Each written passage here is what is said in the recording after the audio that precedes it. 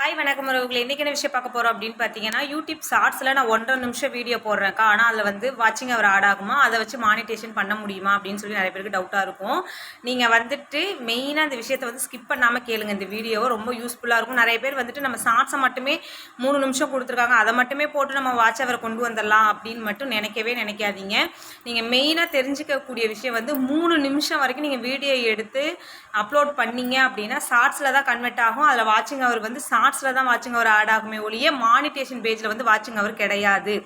நீங்கள் வந்து இப்போ 16:9 அந்த சைஸில் ஃபோனை கிராஸாக வச்சு எடுப்போம்ல, அந்த சைஸில் வச்சு நீங்கள் 1 நிமிஷம் வீடியோ அப்லோட் பண்ணாலுமே அது வந்து வாட்சிங் அவர் மானிட்டேஷன் பேஜில் வந்து ஆட் ஆகும்.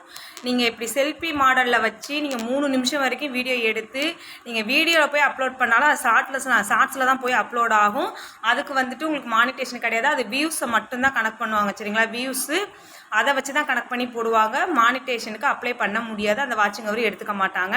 இன்னொரு விஷயம் என்ன அப்படின்னா, அப்போ நாங்கள் 1 நிமிஷம் வீடியோ வந்துட்டு சினிமா பாட்டு, டயலாகு, இன்ஸ்டாகிராம் வீடியோ அந்த மாதிரி எடுத்து எடிட் பண்ணி வைக்கலாமா? தயவு செஞ்சு அப்படி வச்சுட்டாங்க. 1 நிமிஷம் வீடியோ வந்துட்டு நீங்கள் வந்து ஓன் கண்டென்ட் தான் அது போடணும். 1 நிமிஷம் வீடியோவாக இருந்தாலும் ஒரு குக்கிங்கு, உங்களோட ஓன் கண்டென்ட் ஏதாவது பேசி போடுறது, இல்லை எங்கேயும் நான் ட்ராவலில் போடுறேன் அப்படின்னா அதை நீங்கள் எடுத்து எடிட்டிங் பண்ணி 1 நிமிஷம் இப்படி செல்லை கிராஸாக வச்சு போடுற வீடியோ நீங்கள் 1 நிமிஷம் வீடியோ போட்டால் அது வீடியோவில் கன்வெர்ட் ஆகும். அது வாட்சவர் உங்களுக்கு எவ்வளோ வியூஸ் போகுதோ அதுக்கு தக்கனே வாட்சவர் ஆட் ஆகும். அதில் தான் மானிட்டேஷன் பண்ண முடியும்.